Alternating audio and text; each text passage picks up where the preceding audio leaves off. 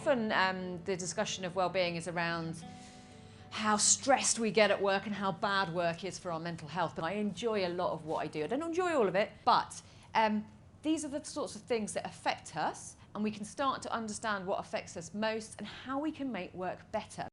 So firstly, I'm going to say that the midlife crisis is real. We are at our happiest at the age of 23 and 68. What are we doing between 23 and 68? We're at work. And this is a typical trend around the world, interestingly. And these are things that 5 ways to well-being, and we can look at them by age as well.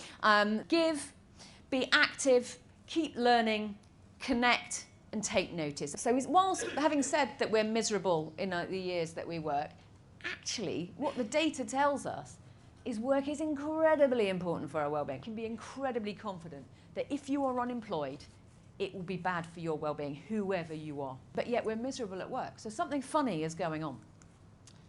What does work do for our well-being? So in adulthood, the 3 biggest factors for our overall well-being are, in reverse order, having a job, employment, your partner relationship, and then your health, particularly your mental health. But in that order.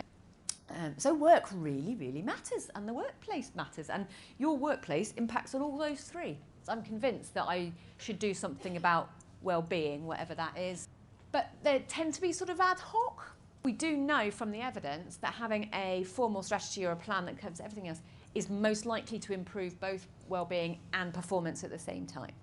So it does matter. Key mechanism is trust.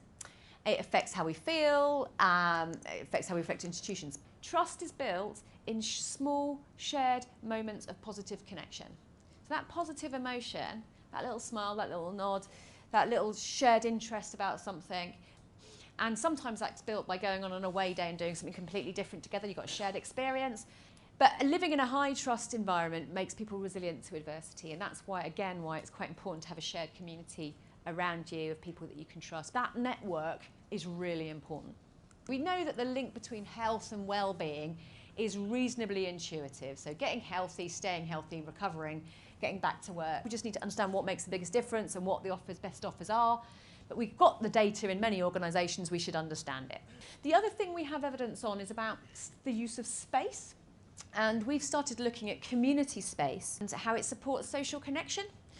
And we've got sort of things like understanding how neighbourhood design improves well-being, how community hubs improve well-being, how green and blue space matter, how events matter, how temporary spaces matter, but also thinking about how that applies to the workplace as a venue.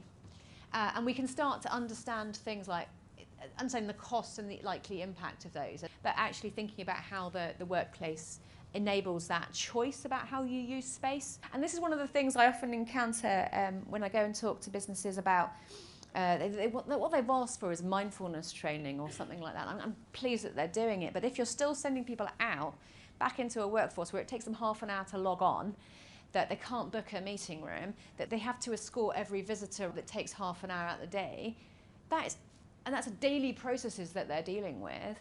Actually, we could make a big difference and reduce misery by improving some of our processes, including digitisation of them, that the workplace can really drive public well-being. So I'm interested in how we can improve the well-being of the nation and how sustainable that is for the future.